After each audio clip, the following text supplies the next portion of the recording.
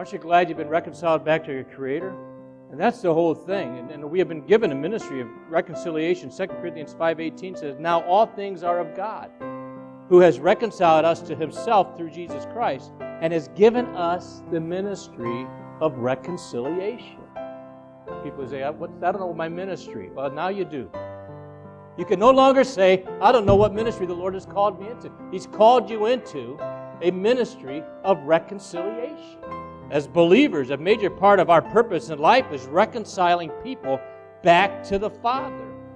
Reconciliation between man and God, between man and each other, man and our brothers and sisters, man and fellow human beings, and here's the point, man and himself.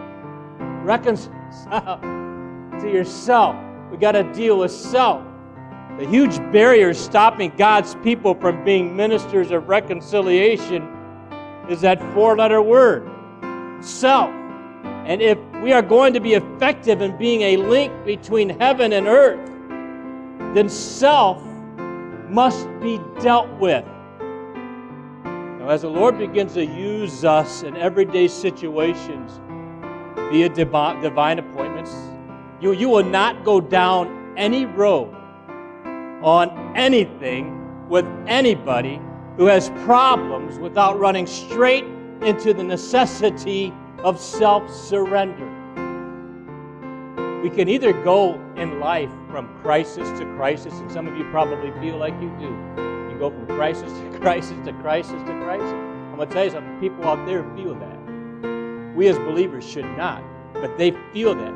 Or we can go from cure to cure.